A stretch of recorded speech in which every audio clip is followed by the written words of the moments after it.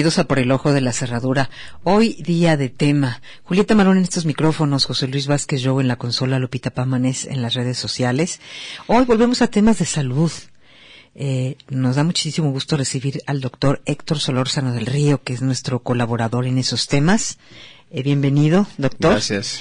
Y bueno, recordemos, habíamos hablado ya y terminamos los 5 factores que provocan enfermedades. Eso ya pasó, ¿no? Sí, las enfermedades crónicas. Las enfermedades crónicas. Ahora vamos a hablar de un tema que todos los días tiene que ver con nosotros, pero hay que hablarlo. Hipertensión. Uh-huh. Y comenzamos. ¿La hipertensión la padecemos todos, la mayoría? ¿O de qué depende? No, la hipertensión es una enfermedad que cada vez es más prevalente. Uh-huh. Está dentro de un grupo de enfermedades que se llaman enfermedades no transmisibles del adulto, y ahí están también la obesidad, los triglicéridos, la hipertensión, la dislipidemia. ¿Del adulto a partir de qué edad, para comenzar? No, un adulto es a partir de los 18 años, pero aquí se considera más o menos a partir de los 40 años. Entonces, aquí en México se considera que hay más o menos, al menos en la estadística, o en la encuesta más bien de salud del año 2000, había 16 millones de mexicanos con hipertensión arterial. Uh-huh. El problema es que en aquella época, en esta encuesta, más del 60% de las personas que eran hipertensas ni siquiera sabían que eran hipertensas. ¿Cómo se sabe eso? Pues muy sencillo, es la ventaja que tiene la hipertensión, simplemente se mide, en cualquier farmacia venden un baumanómetro para medirse la presión, entonces es algo sencillo, sin embargo mata a mucha gente, porque aquí en México es la segunda causa de muerte. A ver, ¿la segunda causa de muerte? ¿Cuál es la primera? La primera es la diabetes, o sea, no la hipertensión en sí, sino las enfermedades cardiovasculares. Sí, ¿verdad? Porque sí, yo recuerdo que hace años en la primera etapa hicimos un programa con usted de los infartos al miocardio, uh-huh, y esa era la segunda causa de muerte en México. Uh-huh. ¿Sigue siendo? Sigue siendo. Sigue siendo, y ahí va incluida la hipertensión. Dentro de las enfermedades cardiovasculares. Uh-huh. Ahora, ¿eso se detecta con el medidor de la presión? Sí, por eso digo, es algo muy sencillo. Okay. Sin embargo, generalmente las personas no sienten. Y entonces, como no sienten, por eso se llama el asesino silencioso. Y es presión alta. Sí, la presión alta. La hipertensión es presión alta, tal cual. Así de fácil. Ok. Sí, adelante, perdón. Bueno, lo que hay que ver entonces son los factores ambientales. ¿Qué es lo que hace dentro de los factores ambientales que a una persona le pueda subir la presión? Uh-huh. Y un factor ambiental que es poco conocido tal vez es el plomo. El plomo que puede estar en el aire, el plomo que puede estar en otras partes, ese es uno. El otro es el cadmio, que en algunas partes está inclusive en el agua, también. A ver, vamos por orden. Plomo. Plomo, sé que hay en la pintura de las paredes que se utiliza. ¿Cómo saber cuál tiene plomo y cuál no? Y si tiene plomo esa pintura de las paredes, si ya queda para siempre o es mientras pintan, o cómo es ese asunto. Bueno, se supone que desde 1994, cuando se hizo el Tratado de Libre Comercio, se prohibieron aquí en México las pinturas con plomo. Uh-huh. Es decir, solamente aquellas casas viejas donde esté pintado todavía con alguna pintura que contenía plomo, bueno, pues todavía tienen plomo. Uh-huh. Pero ya todas las pinturas a partir de esa fecha ya no tienen plomo. Ya, okay. Ahora, también dicen, y digo dicen, y es un rumor, por eso quiero corroborar, que mucha del agua de Guadalajara tiene plomo. Sí, por eso digo yo que puede venir en el agua el cadmio y el plomo, ambos pueden venir. Pero ¿en cuál agua? ¿En la potable o en el agua con la que nos bañamos? En el agua municipal, pues. ¿Y penetra por los poros? No, inclusive. ¿Cómo es eso? No, sí, puede penetrar inclusive cuando respiramos. Okay. En el plomo que viene en las gasolinas, que está en el aire, también estamos respirando plomo, ozono y otras. ¿Y eso es inevitable? Pues sí, solamente que nos pongamos una mascarilla especial para no absorber metales pesados. Okay. Y luego, pasamos del plomo, sigue después del plomo, me decía. Sigue el cadmio. O sea, hay muchos estudios que se han hecho, primero se hicieron en animales, en donde se demostró la influencia que tienen estos metales pesados en la etiología o en la producción de la hipertensión. Uh-huh. Y bueno, la manera más sencilla de saber si alguien tiene plomo, cadmio o cualquier otro metal pesado es a través de un análisis mineral del cabello. Ahí podemos medir los metales pesados, claro. También podemos medir los minerales normales. Okay. Entonces es una manera también muy sencilla, ¿verdad?, de medir a ver si tenemos o no esos metales pesados. Okay. Muy bien. Luego tenemos dentro de la hipertensión los factores dietéticos. ¿Qué otras cosas pueden hacer que las personas puedan sufrir de la hipertensión? Aunque déjeme decirles, se nos faltó mencionar una cosa que ya me llegó a la mente. La hipertensión se divide en dos tipos de hipertensión. Una que se llama hipertensión arterial esencial o primaria y otra que se llama hipertensión arterial secundaria. En pocas palabras significa que la hipertensión arterial primaria el médico no encuentra la causa. Y dice, bueno, no sé por qué te sube la presión. Claro, hay factores que conocemos que pueden influir, como es de la obesidad, pero no se encuentra así con seguridad, la causa es esta. Y en la otra, la hipertensión secundaria es aquella en la que fácilmente uno como médico le dice al paciente, bueno, tú tienes arteriosclerosis, o un problema renal, o un problema hepático, etcétera. Esa es la gran diferencia. El problema está en que la mayoría de la gente, tal vez el 95% de los hipertensos, sufren de la primera, es decir, de la esencial o primaria, que no sabemos exactamente por qué le sube la presión, aunque conocemos factores como los que voy a mencionar ahorita. Ok. A ver, ahora, la hipertensión, nada más quiero entender un poquito, ¿puede provocar alteración en el corazón? Sí, claro. Es al revés, o sea, no es el corazón a la hipertensión, sino la hipertensión al corazón. Uh-huh. Sí, bueno, lo que pasa es que con el tiempo, la hipertensión crónica puede producir problemas en el cerebro, inclusive hasta demencia, puede producir problemas renales, la nefropatía hipertensiva. En el mundo, la principal causa de nefropatía es exactamente la hipertensión. Aquí en México, pues es la diabetes, porque hay muchos más diabéticos. Pero a nivel mundial es esa. Entonces, claro que puede producir muchos problemas la hipertensión cuando no se cuida uno, cuando no se da tratamiento adecuado. Ok. Bueno. Entonces estamos en los factores dietéticos y decíamos, la obesidad es un factor definitivamente que influye en que las personas sufran de hipertensión. Es más, algunas personas nada más bajando de peso, ya se les corrige la presión, dependiendo de qué tal. Ahora, para detectar esa hipertensión es con un método, ¿no? Es decir, no con tomarte la presión una vez y tenerla alta ya significa que tienes hipertensión. Ah, no, claro que no. ¿Cómo es eso? Tiene que tomar por lo menos unas 3 veces, que sea a la misma hora, generalmente en reposo, porque hay un tipo de hipertensión que se llama hipertensión reactiva, que significa que la gente se asusta porque ya ve al doctor, o se llama el síndrome de la bata blanca. Entonces, cuando ven a los doctores ya con la bata blanca, ya se ponen asustados, y eso hace que suelten adrenalina, y eso hace que les suba la presión. El síndrome de la bata blanca, sí. Y no es consciente siempre, más bien en lo general, ¿no? Exacto, por eso se recomienda tomársela mejor en la mañana ahí en su casa con un aparatito de esos que hay. Y bueno, si se encuentra alta la presión por lo menos 3 veces, entonces sí ya hay que hacer estudios para ver si es primaria o secundaria. Ok. ¿Sí? Muy bien. Entonces, obesidad sería uno. Otro es el consumo de la sal, ¿verdad? El cloruro de sodio famoso. Sí. Cuando la gente consume en exceso cloruro de sodio, pues lógicamente eso aumenta la retención de líquidos y eso hace que pueda subir la presión arterial. Y a la persona que le baja, por eso le dicen toma sal. Exacto. Un poco. Pero uno es tan sencillo, como ya toma sal y ya se me corrige, pues no, momentáneamente tal vez. Sí, cuando hay una hipotensión que es momentánea, como dicen, ¿no? Exacto, y momentáneamente sí puede ayudarnos. Y bueno, déjeme decirle, aquí en México, desde el gobierno del presidente Calderón, se hizo un convenio con los panaderos para que bajaran la cantidad de sal que le ponían al virote y a otros panes. Entonces supone que aquí en México ya tenemos... Aunque ya el virote salado es otra cosa, ¿no? Sí, por eso le digo, pero a partir de ese convenio, ahorita no me acuerdo la fecha exacta, ya le bajaron al contenido de sal en el pan en todo México, no nomás en el virote. Muy bien, luego tenemos la sucrosa, es decir, el otro lado, en vez de la sal, ahora el azúcar. También se ha visto, hay estudios que demuestran que aquellas personas que consumen altas cantidades de sucrosa, o sea, de azúcar, también tienen mayor tendencia a hacerse hipertensos. Así que no toman tanta azúcar, por favor. Okay. Luego la cafeína produce un... Mira, y me está viendo y todo aquí con mi café y todo, me lo va. La cafeína produce un aumento de la presión, pero pasajero. Y bueno, y tiene que ser cierta cantidad mínima de cafeína, y no crea que una tacita, sí. Una tacita, pero bueno, con que sea arriba de 125 miligramos de cafeína, eso se ha visto que sí aumenta la presión arterial, por lo menos en unos minutos después de que uno consumió esa cafeína, ¿Y luego viene un rebote? No viene rebote. Pero bueno, hay que sumarle porque hay alimentos que tienen cafeína y que no son café, ¿verdad? El refrescos negros que tienen cafeína, sí. hay unas bombas, no sé cómo se llaman. Bueno, esos tienen cafeína y azúcar, sea. Pues sí, está peor. Y las bebidas esas que tienen ahí un toro, también esas, el toro rojo, no sé cómo se dice. ¿Esas cuáles son? Son unas latitas ahí que tienen un toro rojo, por eso. Es que... Ignóralo, eso sí, ok.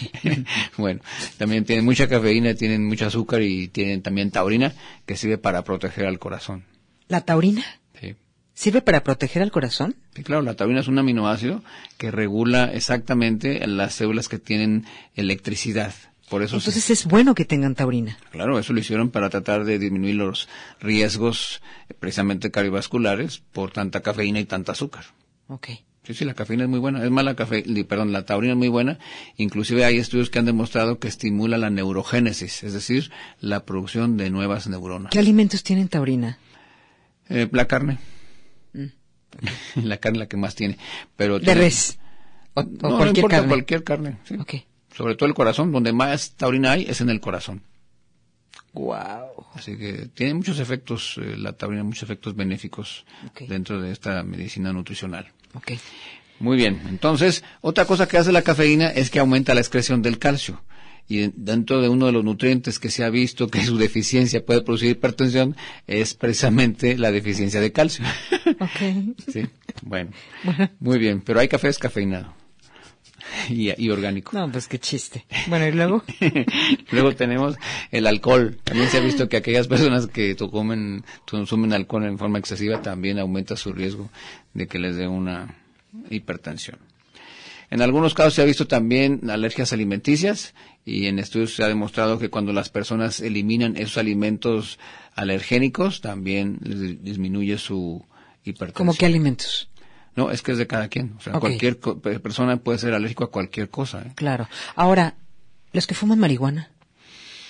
Caray, bueno, no he visto estudios, pero imagino que va a ser más o menos los mismos resultados que los que fuman tabaco normal, ¿eh? Me imagino que sí produce vasoconstricción.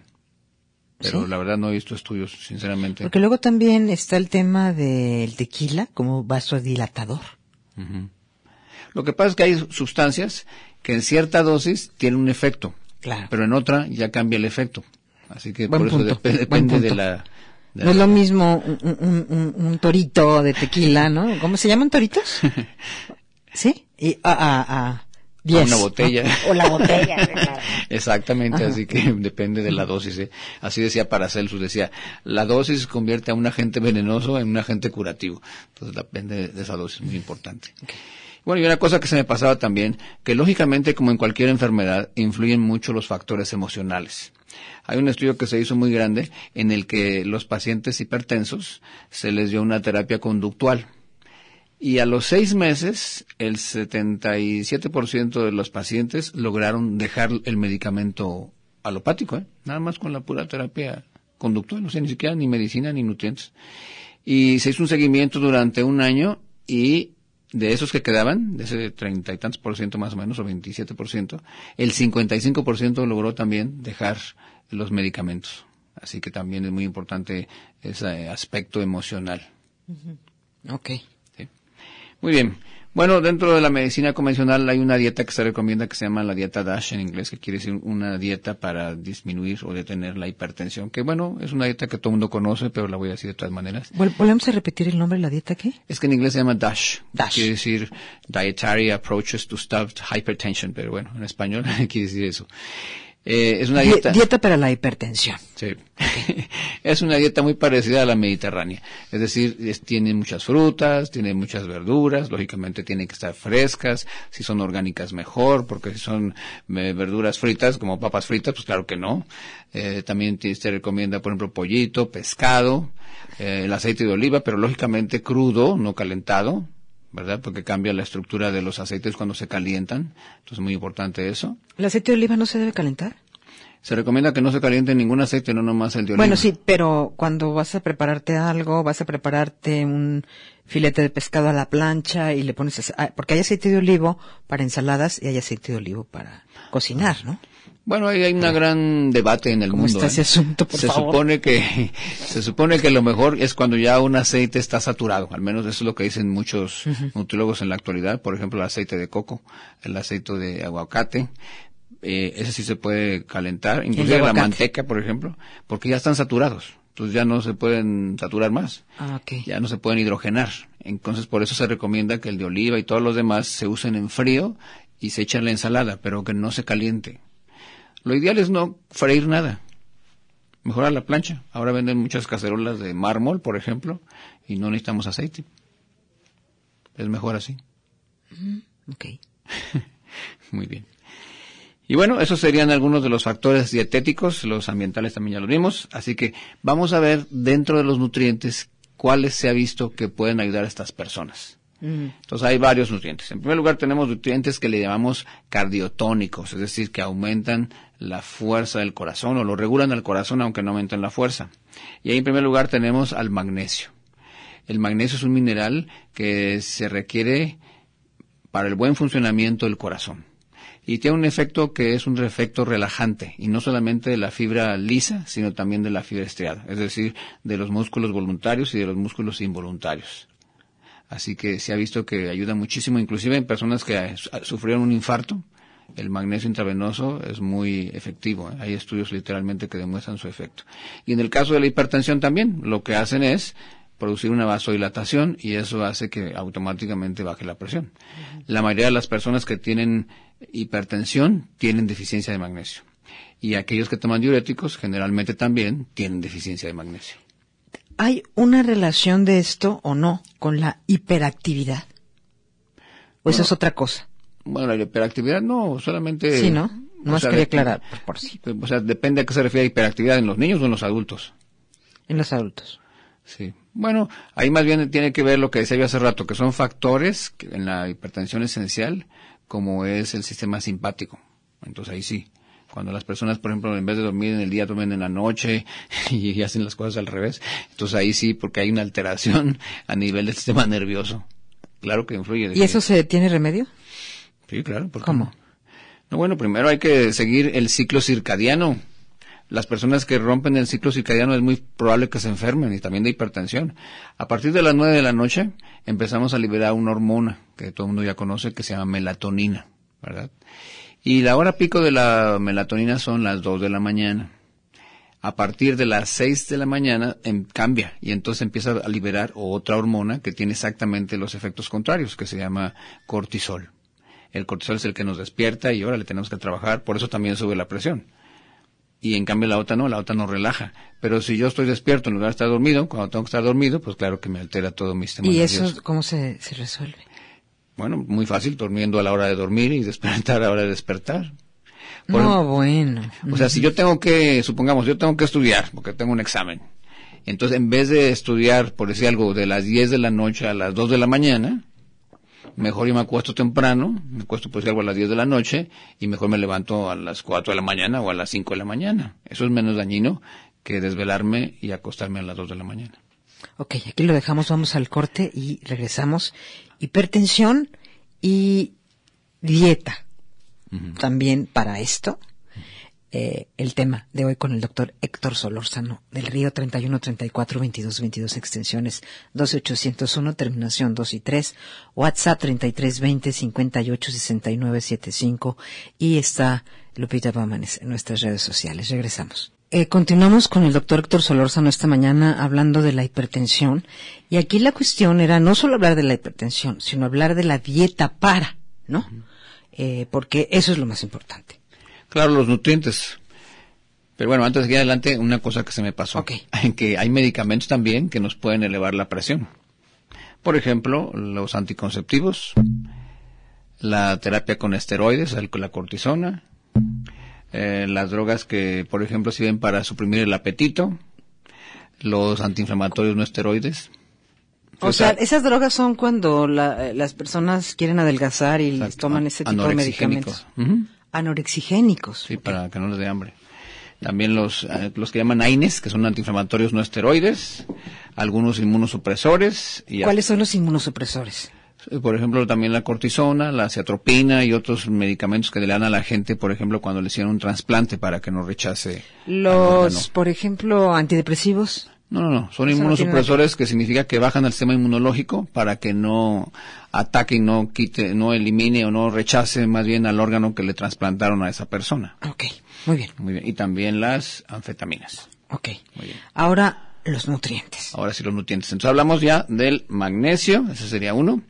El siguiente, pues no es un nutriente, es una planta medicinal que se llama espino blanco. Pero esta planta medicinal tiene los mismos efectos que algunos medicamentos alopáticos. Por ejemplo, en medicina le llaman inhibidores de la enzima convertidora de la angiotensina, o los inhibidores de la ECA se llaman. Uh-huh. Y bueno, el espino blanco hay muchísimos estudios que demuestran que funciona igual que el medicamento. La diferencia pues es el precio y que tiene que estar estandarizada, pero también funciona. Por eso ahora ya también las autoridades ahora ya nos obligan a que a esos nutrientes los registremos como medicamentos, porque realmente son medicamentos herbolarios. Así que ahí está la prueba de que sí funciona. Y entonces hay que comprar esa hierba, No, ya vienen en capsulitas, o sea, no es una hierbita que vamos a comprar en el mercado. Ya viene en forma de capsulitas, pero me refiero que está hecha en una planta. ¿La puede uno comprar en cualquier farmacia? ¿Cómo se pide? Bueno, en las farmacias no, pero en las tiendas naturistas sí. Así, espino blanco. Okay. Así se llama.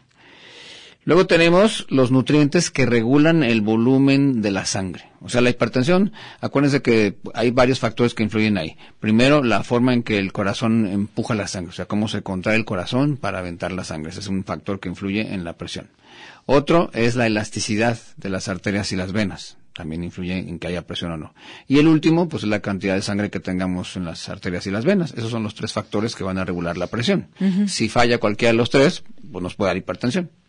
Muy bien. Entonces, los que ayudan a regular este volumen sanguíneo están el que ya dijimos, el calcio, por eso es muy importante que tengamos suficiente calcio, y el potasio. Esos son los dos principales. Eso se detecta con análisis de sangre, ¿no? Eso es muy fácil de detectar. Se piden electrolitos y ahí se encuentran rápidamente.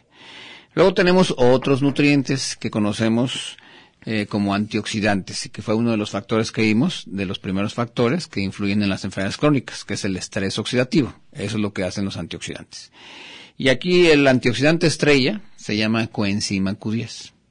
Entonces la coenzima Q10 es una coenzima tan importante que se sabe que es la responsable de producir hasta casi el 95% de toda la energía en nuestro cuerpo, porque hace que las mitocondrias puedan producir esa energía, que al final de cuentas es el ATP. Uh-huh. Entonces, en estudios inclusive que fueron publicados en la Revista Americana de Cardiología, se demostró que las personas que tomaban la coenzima Q10 lograron disminuir la hipertensión en más o menos de 1 a 2 meses. O sea, que está hablando de las emociones. ¿El estrés produce la hipertensión? Y también ya dijimos que era un factor emocional, aunque no siempre. Sí. O sea, cuando es esencial, puede ser parte de ese factor, ¿verdad? Okay. Así que, bueno, la coenzima Q10 es muy importante, inclusive no solamente para la hipertensión, Hay otro estudio que se hizo, que también se publicó ahí en la Revista Americana de Cardiología, en donde personas con angina de pecho tomaron la coenzima Q10 y en un mes lograron bajar la dosis que necesitaban de nitroglicerina para su problema de esa angina de pecho. Entonces es un efecto muy potente y es un nutriente. Ahora la mejor manera de tomarlo es en forma de ubiquinol, porque la coenzima Q10 puede venir en forma de ubiquinona o en forma de ubiquinol. Así que es importante que sea en forma de ubiquinol. Se pueden tomar en promedio 100 miligramos diarios y verán el efecto. Y no solamente el efecto a nivel de la hipertensión, es un efecto que realmente les va a dar energía. Y bueno, tiene otros muchos efectos, En un estudio que se hizo en ratitas, por ejemplo, se vio que las ratitas que recibieron la coenzima Q10 vivieron hasta el 21% más tiempo que aquellas a las que no les dieron Q10. ¿Y este también hay en cápsulas? Sí, también hay capsulitas. Okay. Así que también es muy bueno ese. Luego tenemos la vitamina C. Hay muchos estudios hechos en diferentes universidades, en la Universidad del Mississippi, en la Universidad de Oregon también, en donde demostraron el efecto que tiene la vitamina C. Recuerden ustedes que la vitamina C ayuda a formar colágeno. Entonces las arterias y la capa media está hecha exactamente de colágeno. Y si pierden la elasticidad, pues lógicamente la vitamina C puede ayudar. Uh-huh. Y bueno, y se ha demostrado que tienen deficiencia estas personas. Luego tenemos un carotenoide que se llama licopeno. También hay estudios que demuestran que ayuda a las personas que tienen hipertensión. En general, estos nutrientes lo que hacen es bajar la presión en un promedio, algunos de 12 milímetros de mercurio, la sistólica, y más o menos de 8 a 10 milímetros de mercurio, la diastólica, en un promedio de 4 a 8 semanas. O sea, es muy importante que la gente sepa eso, porque a veces la gente está mal acostumbrada, porque ya se toma una pastilla de un medicamento y ya sabe que en un promedio, no sé, de media hora le va a bajar la presión. Bueno, estos no son medicamentos, por eso tienen que tener son complementos alimenticios. Exacto. ¿Sí? Pues tienen que tener paciencia, porque no son medicamentos. No son mágicos. Exacto, así que paciencia. Muy bien. Y luego tenemos otro grupo de nutrientes que son vasodilatadores, es decir, hacen que se abran los vasos sanguíneos y automáticamente pues baja la presión. El más conocido es la arginina. La arginina, que es un aminoácido que es condicionalmente esencial, pero el óxido nítrico lo que hace es regular precisamente eso, que si se abren o se cierran los vasos sanguíneos. Y la arginina pues es un potente productor de óxido nítrico. Y está demostrado pues su efectividad en personas que sufren de hipertensión. Otro que tiene este efecto también son las proantocianidinas, que se obtienen del extracto de semilla de uva. También, o sea, tiene otros efectos, también tiene efecto antioxidante, pero también tiene efecto vasodilatador y también tiene efecto que ayuda a mejorar la elasticidad de las arterias y las venas. Entonces se recomienda una dosis más o menos de 50 miligramos al día. Y también hay muchísimos estudios que demuestran el gran efecto que tiene a nivel de la hipertensión. Y también tenemos la granada, el extracto de granada. Les recuerdo a los que nos oyen por primera vez, ¿De cuál de las dos granadas? ¿La granada de España? Sí, ¿no? Es que ya se acuerdan que la que hay otra granada china. Ah, no, esa no. ¿Esa qué es? No, la roja tiene que ser. Sí, okay. La otra no sé cuál es. Pero bueno, la roja. Y bueno, es muy importante que sepan, tiene que ser, o sea, todos estos nutrientes, o en este caso la granada, tiene que ser estandarizada. Estandarizado significa que el producto, la capsulita que se compren, diga la cantidad de ese principio activo, que es lo que va a ayudar a que la persona tenga el efecto terapéutico. Oiga, qué bueno que lo menciona, porque ese es un tema.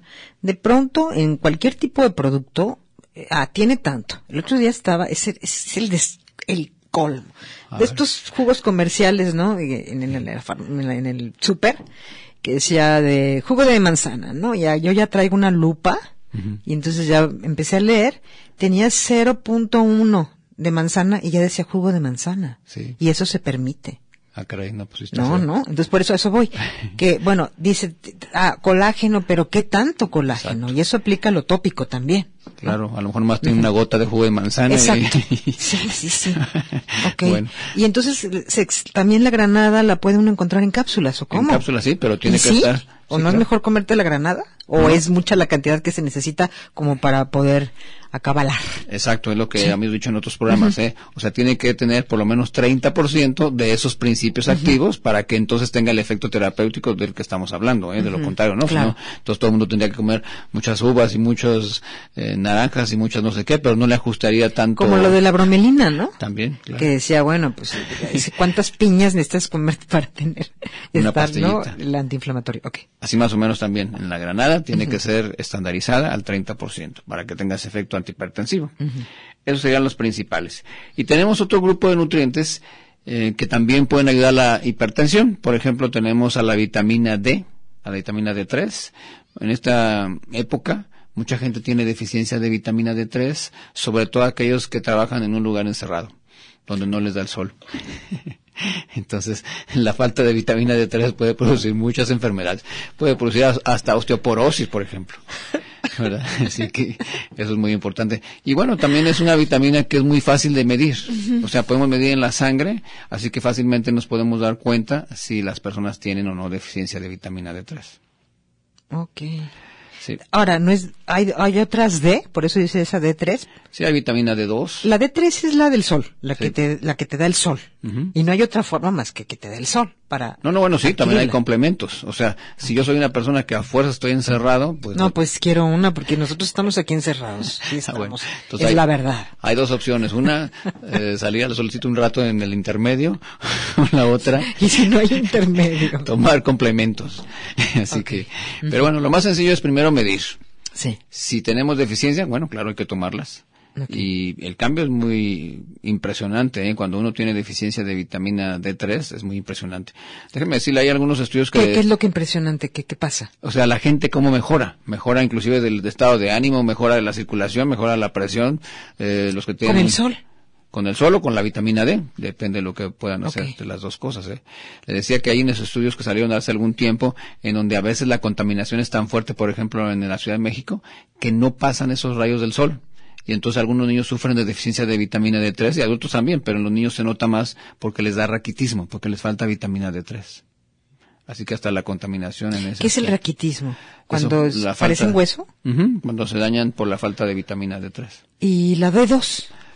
La vitamina B2. No, D. D2. Bueno, eso es menos frecuente que esté deficiente. Generalmente sí la obtenemos en diferentes alimentos, así que esa no es tanto problema. Muy bien. Otro nutriente también muy importante son los famosos ácidos grasos esenciales. Y en algún programa hablamos aquí que para no hacerlo difícil hay omega 3 y omega 6. En realidad hay muchos más, pero bueno, omega 3 y omega 6. La diferencia esencial es que los omega 3 son proinflamatorios, o sea, literalmente nos inflaman. Y los omega 3 son antiinflamatorios. Entonces debe de haber un equilibrio entre la ingesta de ambos. Y los estudios antropológicos médicos que se han hecho nos dicen que antes de que apareciera la agricultura en este planeta, generalmente los seres humanos consumíamos en forma pareja, es decir, 1 gramo de uno y luego 1 gramo del otro. Y en la actualidad no. En la actualidad la mayoría de las personas consumen hasta 50 veces más, de 30 a 50 veces más de omega 6, o sea, el proinflamatorio, que el omega 3, que es el antiinflamatorio. Entonces se ha visto que eso puede causar lo que le llaman ahora la enfermedad endotelial, es decir, la parte más interna de las venas y las arterias. Entonces por eso es muy importante también consumir omega 3 cuando tenemos la deficiencia. Ok. Bueno, a ver, nada más un paréntesis con el omega 3. El omega 3, bueno, ¿qué contiene omega 3? O sea, repasemos. O sea, ¿qué alimentos? Sí. Es la pregunta. Bueno, hay alimentos animales y hay alimentos vegetales. El que más contienen de los animales, pues es el famoso salmón, el atún, sardinas. ¿Atún enlatado también? Sí, bueno, pero ya venden atún que no es enlatado. Lo que pasa es que el enlatado pues también contiene aluminio de la lata. Sí, el atún enlatado que es el que está en bolsitas, ¿se refiere a ese o también a los filetes tal cual? Es mejor los filetes medallones. Porque no vienen, exacto, medallones porque no vienen enlatados. Esos son mejores, claro. Pero ya también ahora hacen en unas bolsitas y no lo ponen en lata el que ya está preparado. Ese es preferible porque tampoco tiene conservadores. Claro. Okay, y la chía también tiene omega 3. Vegetales, o sea, los vegetales son la chía, la linaza. Esos son los más importantes. Ay, la linaza, ¿no? Sí, así que bueno, no son tan malos. Okay. Saben sabrosos. Aquí hay unas llamadas del auditorio. Gilberto González dice, el invitado mencionó que Fecal lanzó un decreto para bajar el consumo de sal, pero también subió la cantidad de alcohol en otros lados. Los escucho desde Chapala. Saludos a Chapala. Gracias. Bueno, con relación al alcohol, la verdad no sé, no puedo contestar eso, pero lo que sí sé es lo que dijimos de la sal que se hizo en el gobierno de Calderón. Leticia Becerra dice, la taurina corrige la hipertensión. Yo soy lacto-vegetariana. ¿De qué otro alimento podría tomar la taurina? Tengo muchos años en este régimen y jamás me he sentido mal. No soy hipertensa. Ajá. No, bueno, di un ejemplo nada más, pero no tiene que ser a fuerzas hipertensa. En realidad, la taurina sirve para varios padecimientos. Por ejemplo, aquellos que tienen epilepsia. La taurina tiene un efecto tan potente como los anticonvulsivantes alopáticos, Aparte de estimular la neurogénesis en el cerebro, sirve para producir el ácido taurocólico y entonces ayuda a las personas que tienen cálculos biliares. En estudios que se han hecho en gatos, por ejemplo, se les da una dieta sin taurina y se quedan ciegos, porque se pierde la sensibilidad en los fotorreceptores en los ojos. Es muy importante también para la visión. En los diabéticos ayuda para bajar la agregación plaquetaria. Y bueno, pues tiene muchos efectos. Benéficos. También hay en cápsulas. Sí, también, claro. José Anaya dice, me gustaría que un día el doctor hablara sobre los efectos del café en el cuerpo. Saludos. Me tiene traumada porque me encanta el café. Pero bueno, 2 tazas al día no pasa nada, ¿no? Tampoco no es pasa que nada. estés... No, O sea, generalmente a veces la gente gracias. generalmente tiene efectos adversos no tanto por el café, sino por el montón de azúcar que le echan y otras cosas que le agregan al café. Bueno, a ver, media cucharadita de azúcar no hay problema, ¿no? Media. Bueno. Que no es así cuando 2, ni Pero una y la media. stevia es buena, la stevia en lugar de No, azúcar. pero tiene un sabor que no. Bueno, si vas a azúcar, entonces que sea azúcar morena, pues Sí, que no sí. esté refinada. Mascabada, sí. Oiga, a ver, esto de la stevia, ¿sí? Sí, la funciona, sí es recomendable. Sí, claro. Nomás fíjese en la etiqueta, porque hay unos sobrecitos que dice stevia más Sí, ¿no? sucralosa, por ejemplo. Ok. Arturo Jiménez dice, para los que padecen fatiga crónica, ¿qué medicamento podría combatirlo? ¿O qué alimentos me ayudan a combatirlo? Dice, esto por un proceso de hígado graso. Tengo mucha somnolencia. Bueno, el hígado graso es una enfermedad muy complicada, porque ahí entran muchos factores, entra exactamente la hipertensión, los triglicéridos por comer azúcar y pan, y eso es lo que hace que pierda la energía, Hay una... O sea, los triglicéridos altos o bajos. No, altos. Altos. No, ojalá que fueran bajos. No, altos es por comer harinas, por comer pan, por comer azúcar. ¿Y qué efecto produce tener los triglicéridos altos en el organismo? No, pues dañan mucho a nuestro cuerpo. En realidad, el azúcar es un potente oxidante y es más, destruye hasta las moléculas de óxido nítrico que ya están libres. La vitamina C y todo, ¿no? Sí, por eso. O sea, puede, por ejemplo, yo eso si recuerdo los primeros programas que hicimos allá por el piso 12, donde hablaba de que si come uno azúcar, como se diga, hay que contrarrestar con vitamina C, ¿no? Con vitamina C y también puede ser con el cromo, porque el cromo ayuda al metabolismo también de... ¿Qué es el cromo? El cromo es un oligoelemento que se requiere entre 50 y 200 microgramos diarios. En el organismo. En el organismo, pero se ha visto que la deficiencia de cromo, entre otras cosas, produce resistencia a la insulina. Por eso muchos diabéticos tienen deficiencia de cromo y eso les causa, entre otras cosas, la resistencia a la insulina. Ok. Entonces, bueno, espero que hayan quedado contestadas las preguntas. Nutrientes para la hipertensión. ¿Qué nos falta, doctor? Que ya casi nos vamos. Pues nos faltaría nomás la vitamina K, porque cuando una persona consume mucha vitamina D, como hace que se guarde el calcio, entonces luego se pueden también calcificar las arterias. Entonces cuando uno consume más de 5,000 unidades de vitamina D3, es importante que compense tomando vitamina K, sobre todo vitamina K2 y vitamina K7. Y con eso se evita ese problema y aparte también ayuda a los huesos. Sí. Esos serían los principales nutrientes. Quisiera hacer un poco de énfasis en el tema del sol que mencionó. Que eso de que la falta de sol baja la producción de melatonina, un poco porque con tanto, ¿cómo se dice? Que se ha hecho escándalo, digamos, por los daños que produce el sol en la piel, etcétera, hay quienes se van al extremo y ya no permiten que les dé el sol.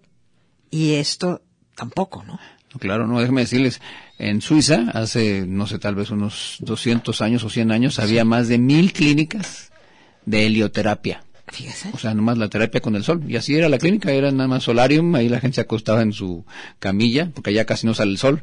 En todos los poquitos días que salía el sol, órale, ahí acuéstense para que tomen el sol, ¿no? Cierto número de horas. Sí, yo recuerdo cuando fui más cinéfila, cuando veía películas precisamente suecas, los veía muy deprimidos, se veían, porque eran temas que se trataban, y así transparentes, porque padecen de falta de sol, ¿no? Sí, inclusive la depresión puede ser por falta de sol.